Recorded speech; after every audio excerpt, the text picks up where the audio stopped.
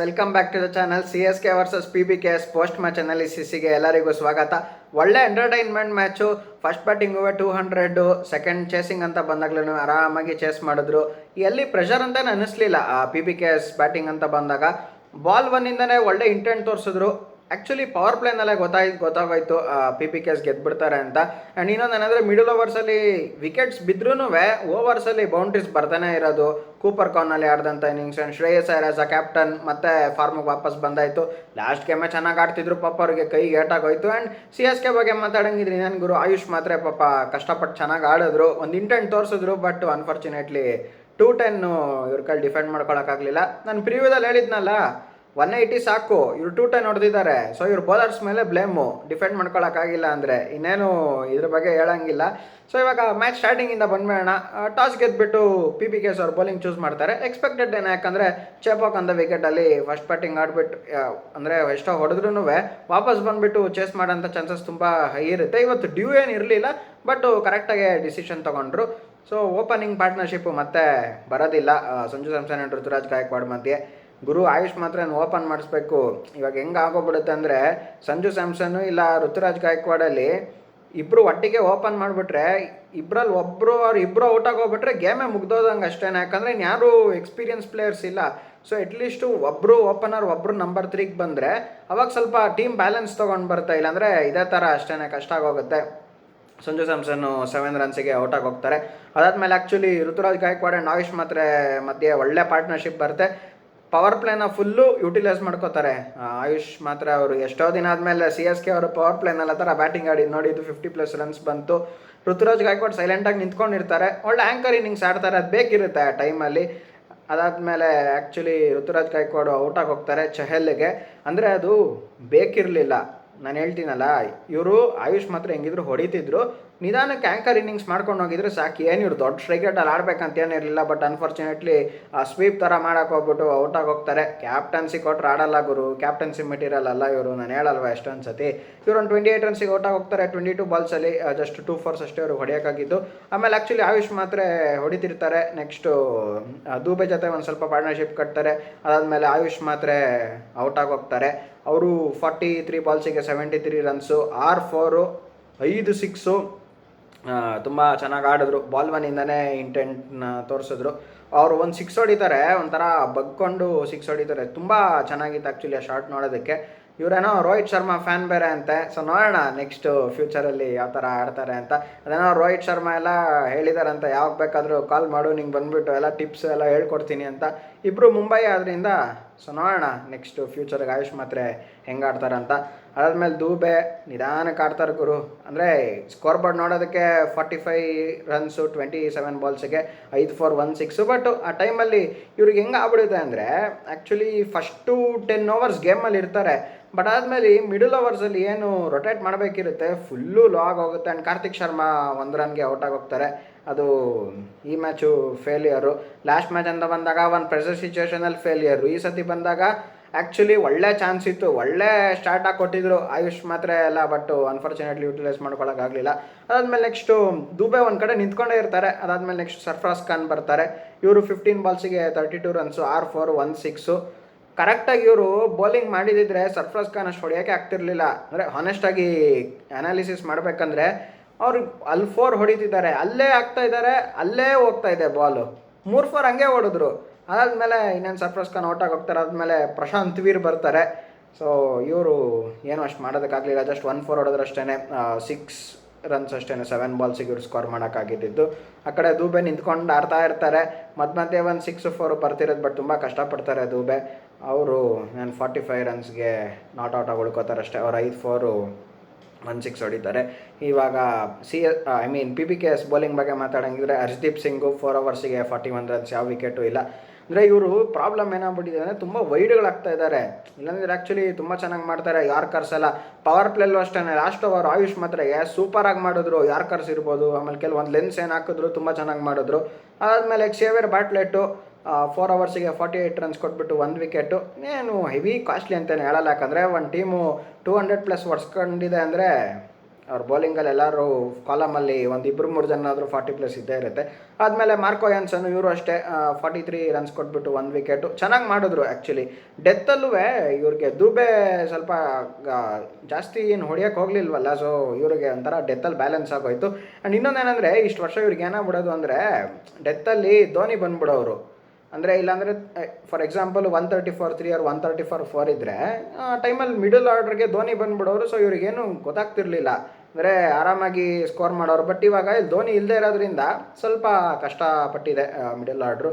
But 100% ನಾನು ಈ match ಸೋತಿರೋದಕ್ಕೆ CSK ಅವ್ರು ನಾನು ಬ್ಯಾಟಿಂಗ್ನ ಬ್ಲೇಮೇ ಮಾಡಲ್ಲ, ಇವ್ರ ಬೌಲಿಂಗೇ ಮಿಸ್ಟೇಕು ಅಷ್ಟೇ.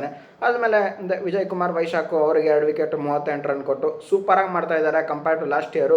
ಫಸ್ಟ್ ಗೇಮು ಅಷ್ಟೇ, ಈ ಗೇಮು ಅಷ್ಟೇ ತುಂಬ ಚೆನ್ನಾಗಿ ಮಾಡಿದ್ರು. ಅದಾದಮೇಲೆ ನಮ್ಮ ಚೆಸ್ ಪ್ಲೇಯರ್ ಚಹಲ್ ಅವರು 3 ಓವರ್ಸ್ಗೆ 21 ರನ್ಸ್ ಕೊಟ್ಟು 1 ವಿಕೆಟು ಚೆನ್ನಾಗಿ ಮಾಡಿದ್ರು. ಆ್ಯಕ್ಚುಲಿ ಆಯುಷ್ ಮಾತ್ರ ಗೆಲ್ಲ ಇವರು ಒಳ್ಳೆ ಗೇಮ್ನ ಕಂಟ್ರೋಲಿಗೆ ಇವರೇ ತಂದಿದ್ದು. ಆ್ಯಕ್ಚುಲಿ ಇನ್ನೊಂದು ಓವರ್ ಕೊಡೋಣ ಅಂದ್ಕೊಂಡಿರ್ತಾರೆ ಶ್ರೇಯಸ್ ಅಯ್ಯರು, ಕಾಯ್ತಾ ಇರ್ತಾರೆ ದೂಬೆ ಏನಾದರೂ ಔಟ್ ಆಗೋದ್ರೆ ಏನಾದರೂ ಕೊಡೋಣ ಅಂತ. ಬಟ್ಟು ದೂಬೆ ಔಟ್ ಆಗ್ತಾ ಇರೋದ್ರಿಂದ ಚಹಲ್ನ ಒಳಗೆ ಕಳಿಸ್ಬಿಟ್ಟು ಬಾರಪ್ಪ ಅಂತ ಪ್ರಿಯಾನ್ ಶಾರಿಯಾನ ಇಂಪ್ಯಾಕ್ಟ್ ಪ್ಲೇಯರಾಗಿ ಒಳಗೆ ಕಳಿಸ್ಬಿಡ್ತಾರೆ. ಅಂದರೆ ಅದೇ ಫೀಲ್ಡಿಂಗ್ ಮಾಡಲಿ, ಸ್ವಲ್ಪ ಬ್ಯಾಟಿಂಗಿಗೆ ವಾರ್ಮಪ್ ಆಗಲಿ ಅಂತ ಚೆನ್ನಾಗೇ ವಾರ್ಮಪ್ ಆಗಿದ್ರು ಆ್ಯಕ್ಚುಲಿ. ನೆಕ್ಸ್ಟು ಸ್ಟೋಯಿನಿಸ್ಸು 1 ಓವರ್ಗೆ 17 ರನ್ನು. ಆಯುಷ್ ಮಾತ್ರ ಟಾರ್ಗೆಟ್ ಮಾಡಿ ಹೊಡಿತಾರೆ, ಸೂಪರಾಗಿ ಹೊಡಿತಾರೆ. ಇನ್ನು ಆಸ್ಟ್ರೇಲಿಯನ್ ಎಕ್ಸ್ಪೀರಿಯನ್ಸಾ ಇರಲಿ ಪರವಾಗಿಲ್ಲ, ನಾನು ನೋಡ್ಕೋತೀನಿ ಅಂತ.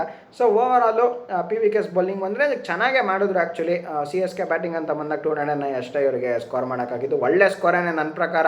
ನಾನು ಹೇಳ್ತೀನಲ್ಲ 180 ಹೊಡೆದ್ರು ಡಿಫೆಂಡ್ ಮಾಡ್ಬೋದು ಇಲ್ಲಿ. ಬಟ್ ಅದೇ 100% ಇವ್ರು ಬೌಲಿಂಗ್ಗೆ ಬ್ಲೇಮು. ನೆಕ್ಸ್ಟು ಇದನ್ನು ಚೇಸ್ ಮಾಡೋಕ್ಕಂತ ಬರ್ತಾರೆ PVK's ಅವರು. ಸ್ಟಾರ್ಟ್ ಮಾಡ್ತಾರೆ ಪ್ರಿಯಾನ್ ಶಾರಿಯಾ, ಸೂಪರಾಗಿರುತ್ತೆ ಗುರು. Khaleel Ahmed first ball single dot ಏನು ಹಾಕ್ತಾರೆ. ಅವಾಗ ಆ್ಯಕ್ಚುಲಿ ನಂಗೊಂದು ಥಾಟ್ ಬಂತು, ಯಾಕಂದರೆ ಲಾಸ್ಟ್ ಇಯರ್ ಚೇಪಕಲ್ ಸೆಮ್ ಇದೇ ಥರ ನಡೆದಾಗ ಪ್ರಿಯಾನ್ ಶಾರಿಯಾ ಫಸ್ಟ್ ಬಾಲ್ 6 ಹೊಡೆದಿರ್ತಾರೆ. ಅಟ್ಲೀಸ್ಟ್ ಈ ಸತಿ 4ಅಲ್ಲಾದರೂ ಸ್ಟಾರ್ಟ್ ಮಾಡಿದ್ರು ಅಂದ್ಕೊಂಡ್ರೆ ಅದಾದಮೇಲೆ ಹೊಡಿತಾರೆ 6. ಸೂಪರಾಗಿ ಒಳ್ಳೆ ಕ್ಲಾಸ್ ತಗೋತಾರೆ ಗುರು ಮ್ಯಾಟ್ ಹೆನ್ರಿ ಆ್ಯಂಡ್ ಖಲೀಲ್ ಅಹ್ಮದ್ಗೆ. ಪವರ್ ಪ್ಲೇನಲ್ಲೇ ಡಾಮಿನೇಟ್ ಮಾಡಾಕಿದ್ರು ಇವರು. 50+ ರನ್ಸನ್ನು ಸ್ಕೋರ್ ಮಾಡಿದ್ರು, ಇನ್ನೂ ಚೆನ್ನಾಗೇ ಸ್ಕೋರ್ ಮಾಡಿದ್ರು. 11 ಬಾಲ್ಸಿಗೆ 39 ರನ್ಸು ಪ್ರಿಯಾನ್ ಶಾರಿಯಾ, 3 4 4 6 ಸಾಕು. T20ನಲ್ಲಿ ಇಷ್ಟೇ ಇಲ್ಲ, ಅಲ್ಲೇ ಡ್ಯಾಮೇಜ್ ಆಗೋಯ್ತು. ಆದಮೇಲೆ ಮ್ಯಾಟ್ ಹೆನ್ರಿಗೆ ಒಂದು 6 4 ಏನೋ ಹೊಡಿತಾರೆ. ಅದಾದಮೇಲೆ ಬಂದುಬಿಟ್ಟು ಬೋಲ್ಡ್ ಮಾಡ್ತಾರೆ ಮ್ಯಾಟ್ ಹೆನ್ರಿ. ಏನು ಹೆವಿ ಸೆಲೆಬ್ರೇಟ್ ಮಾಡಿಬಿಟ್ರು ಮ್ಯಾಟ್ ಹೆನ್ರಿ ಅಗ್ರೆಷನಲ್ಲಿ. ಅದೆಲ್ಲ ಏನು ಆ್ಯಕ್ಚುಲಿ ಅವರು ಸುಮ್ಮನೆ ಸುತ್ತಾಕೋದ್ರು ಬ್ಯಾಟ್ ಇಟ್ಕೊಂಡು, ಅದು ಅನ್ಫಾರ್ಚುನೇಟ್ಲಿ ಬೋಲ್ಡ್ ಆಗೋಯ್ತು. ಒಳ್ಳೆ ಎಂಟರ್ಟೈನ್ಮೆಂಟ್ ಆಗಿದ್ದು. ಆದಮೇಲೆ ಪ್ರಭ್ಸಿಮ್ರನ್ ಸಿಂಗು ಅವ್ರು ಸ್ವಲ್ಪ ನಿಧಾನಕ್ಕೆ ಸ್ಟಾರ್ಟ್ ಮಾಡ್ತಿರ್ತಾರೆ, ಬಟ್ ಮಿಡಲಲ್ಲಿ ಬರ್ತಾನೆ ಇರುತ್ತೆ ಬೌಂಡ್ರೀಸು.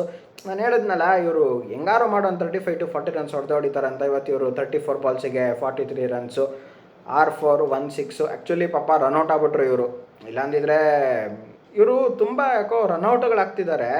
ಸ್ವಲ್ಪ ನೋಡಿಕೊಂಡು ಇದು ಮಾಡಬೇಕು, ಅಂಡರ್ಸ್ಟ್ಯಾಂಡಿಂಗು ಸರಿಯಾಗಿ ಮಾಡ್ಕೊಬೇಕು ಪ್ಲೇಯರ್ಸ್ಗಳ ಮಧ್ಯೆ. ನೋಡೋಣ. ಅದಾದಮೇಲೆ ಕೂಪರ್ ಕಾನಲ್ಲಿ ಇವರು ಮತ್ತೆ 30+ ರನ್ ಸ್ಕೋರ್ ಮಾಡಿದ್ರು. 36 ಆಫ್ 22 ಡೆಲಿವರೀಸ್, 6 4 ಸಾಕು.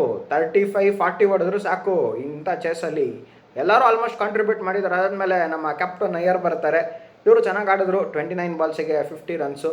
ಇವ್ರು ಇದ್ದಷ್ಟೊತ್ತೂ ಏನು ಮೊಮೆಂಟಮ್ ಎಲ್ಲೂ ಕೆಳಗೆ ಹೋಗಲೇ ಇಲ್ಲ. ಬೌಂಡ್ರೀಸ್ ಬರ್ತಾಯಿತ್ತು, ಸಿಕ್ಸರ್ಸ್ ಬರ್ತಾಯಿತ್ತು, ಚೆನ್ನಾಗಿ ಆಡಿದ್ರು. ಆ್ಯಕ್ಚುಲಿ 4 4 3 6 ಹೇಳಿದ್ನಲ್ಲ ಲಾಸ್ಟ್ ಗೇಮೇ ಇವರು ಆರಾಮಾಗಿ ಗೆಲ್ಸ್ಬಿಡೋರು. ಪಾಪ ಕೈಗೆ ಏಟಾಗೋಯ್ತಲ್ಲ ಟಾಸಲ್ಲೇ ಇವ್ರು ಪಾಸಿಟಿವ್ ಆಗಿದ್ರು. ಆ್ಯಕ್ಚುಲಿ ಇವ್ರು ಕೇಳ್ತಾರೆ ನಿಮಗೇನು ಲಾಸ್ಟ್ ಟೈಮ್ದು ಕೈದು ಏಟಾಗಿದ್ದು ಅಂದರೆ ಫ್ರೆಶ್ ಅಂತ ಹೇಳಿದ್ರು. ಇಷ್ಟೇ ಅಂದರೆ ಅಲ್ಲೇ ಗೇಮಲ್ಲೇ ಪಾಸಿಟಿವ್ ಆಗೋಯ್ತು, ಟಾಸೇ ಇವ್ರ ಕಡೆ ಆಗಿದ್ದರಿಂದ.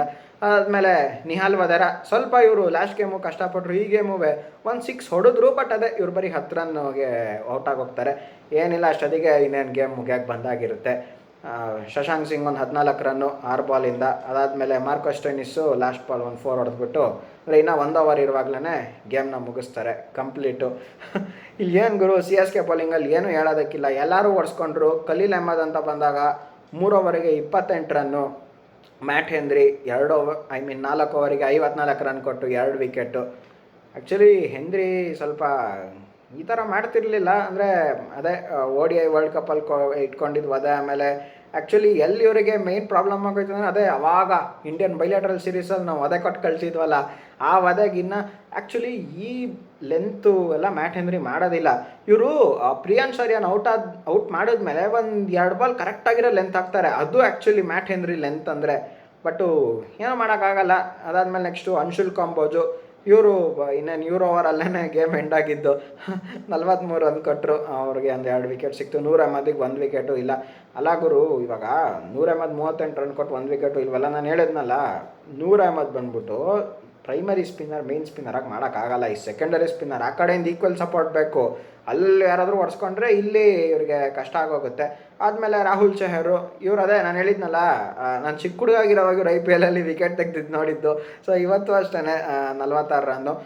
ಇವಾಗ ಈ ಗೇಮ್ ಮುಗೀತು. ಬಟ್ ನನಗೆ ಒಂದು ಡೌಟ್ ಏನಂದರೆ, CSK ಅವರು ಪ್ರಶಾಂತ್ ವೀರಿಗೆ ಏನಕ್ಕೆ ಬೌಲಿಂಗ್ ಕೊಡಲಿಲ್ಲ ಅಂತಲೇ ಗೊತ್ತಿಲ್ಲ. ಇವಾಗ ಲೈಕ್ ಟು ಲೈಕ್ ರಿಪ್ಲೇಸ್ಮೆಂಟ್ ಜಡೇಜಾಗೆ ಅಂದಮೇಲೆ ಇವಾಗ 14 ಕೋಟಿ ಕೊಟ್ಟಿದ್ಮೇಲೆ ಕೊಡ್ಬೇಕು ತಾನೆ ಬೌಲಿಂಗು. ಅದೊಂದೇ ಇನ್ನೊಂದೇನಂದ್ರೆ ಎಲ್ಲರೂ ಹೊಡ್ಸ್ಕೊತಿದ್ದಾರೆ. ಇವ್ರಿಗೂ 1 ಓವರ್ ಕೊಟ್ಟಿದ್ರೆ ಏನಾಗಿರೋದು. ಸೊ ಏನು ಮಾಡ್ತಾರೋ ನೋಡೋಣ. ಬಟ್ ಓವರಾಲ್ ಒಳ್ಳೆ ಎಂಟರ್ಟೈನ್ಮೆಂಟ್ ಇತ್ತು ಗೇಮಲ್ಲಿ. ಮತ್ತು ಯಂಗ್ಸ್ಟರ್ಸ್ ಮಾತ್ರ ಇವತ್ತು ಆ್ಯಕ್ಚುಲಿ ತುಂಬ ಚೆನ್ನಾಗಿ ಆಡಿದ್ರು. ಈ ಕಡೆ ಪ್ರಿಯಾನ್ ಶರ್ಯಾ ಇರ್ಬೋದು, ಆ ಕಡೆ ಆಯುಷ್ ಮಾತ್ರೆ. ಒಳ್ಳೆ ಇನ್ನಿಂಗ್ಸ್ ಇದೆ, ಒಳ್ಳೆ ಫ್ಯೂಚರ್ ಸ್ಟಾರ್ಸು ನಮ್ಮ ಇಂಡಿಯಾಗೆ ತುಂಬ ಚೆನ್ನಾಗಿ ಆಡಿದ್ರು. ಸೊ ಇದಿಷ್ಟಾಗಿತ್ತು ಪೋಸ್ಟ್ ಮ್ಯಾಚ್ ಅನಾಲಿಸಿಸು. ನಾನು ಪ್ರಿವ್ಯೂ ಮಾಡೋವಾಗ ಅಂದರೆ ಡೀಟೇಲ್ಡ್ ಸ್ಕ್ವಾಡ್ ಅನಾಲಿಸಿಸ್ ಮಾಡುವಾಗ ನಾನು CSK ಅದು ಹೇಳಿದ್ದೆ, 100% ಇವ್ರು ಪ್ಲೇ ಆಫ್ಸಿಗೆ ಕ್ವಾಲಿಫೈ ಆಗಲ್ಲ, ಮಿಡ್ ಆಫ್ ದ ಟೇಬಲಲ್ಲಿ ಎಂಡ್ ಆಗ್ತಾರೆ ಅಂತ. ಅದಕ್ಕೆ ಯಾರೋ ಒಬ್ಬರು ಇದು ಮಾಡಿದರು, DM ಏನೋ ಮಾಡಿದರು ಅನಿಸಿದೆ. ಏನು ಗುರು, you are getting influenced from other channels, that is why you are not telling that CSK will qualify for playoffs ಅಂತ. ನಾವು ಯಾಕೆ ಗುರು ಇನ್ಫ್ಲುಯೆನ್ಸ್ ಆಗೋಣ ಅಷ್ಟೇ. ನಾನು ಇದು ಎಲ್ಲ ಆ್ಯಂಗಲಿಂದನೂ ಯೋಚನೆ ಮಾಡಿಬಿಟ್ಟು ಸ್ಕ್ವಾಡ್ ಅನಾಲಿಸಿಸು ಇಲ್ಲ ಮ್ಯಾಚ್ ಪ್ರಿವ್ಯೂ ಮಾಡ್ತೀನಿ, ಸುಮ್ಮನೆ ಏನೋ ಬಂದ್ಬಿಟ್ಟು ಮಾಡ್ತೀನಿ ಅಂತ ಅಲ್ಲ. ಸೊ ಅವ್ರಿಗೆ ಇವತ್ತು ಆನ್ಸರ್ ಸಿಕ್ಕಿರುತ್ತೆ ಅನಿಸುತ್ತೆ. ಆಗಿರೋದು 2 ಗೇಮ್ ಆಗಿರ್ಬೋದು, ಅದೆಲ್ಲ ತುಂಬ ಕಷ್ಟ ಇದೆ. ಬೇರೆ ಟೀಮ್ಸ್ ಹೆಂಗಿದೆ ನೋಡಿದ್ರೆ ಭಯ ಆಗುತ್ತೆ. ಇವ್ರದ್ದು ಏನೂ ಇಲ್ಲ, ಒಂದು ಮ್ಯಾಚ್ ಹೇಳ್ಬಿಡ್ತಾರೆ ಬ್ಯಾಟಿಂಗ್ ಫೇಲ್ಯೂರು, ಇನ್ನೊಂದು ಮ್ಯಾಚ್ ಹೇಳ್ಬಿಡ್ತಾರೆ ಬೌಲಿಂಗ್ ಫೇಲ್ಯೂರು. ಏನು 2 ಯಾವಾಗ ಕ್ಲಿಕ್ ಆಗೋದು ನೆಕ್ಸ್ಟ್ ಸೀಸನಲ್ಲೇ ಅನಿಸುತ್ತೆ. ಸೊ ನೋಡೋಣ ಏನಾಗುತ್ತೆ ಅಂತ. ಇದಿಷ್ಟಾಗಿತ್ತು PBKS versus CSK first match analysis. Video ನಿಮ್ಗೆ ಏನಾದರೂ ಇಷ್ಟ ಆಗಿದ್ರೆ ಲೈಕ್ ಮಾಡಿ, ಶೇರ್ ಮಾಡಿ, ಸಬ್ಸ್ಕ್ರೈಬ್ ಮಾಡಿ ಆ್ಯಂಡ್ ಪಕ್ಕದಲ್ಲಿರೋ ಬೆಲ್ ನೋಟಿಫಿಕೇಷನ್ನ ಕ್ಲಿಕ್ ಮಾಡಿ. ಕ್ರಿಕೆಟ್ ರಿಲೇಟೆಡ್ ಏನು ಅಪ್ಡೇಟ್ಸ್ ಇದ್ರೂ ನಿಮಗೆ ಫಸ್ಟ್ ಬರುತ್ತೆ.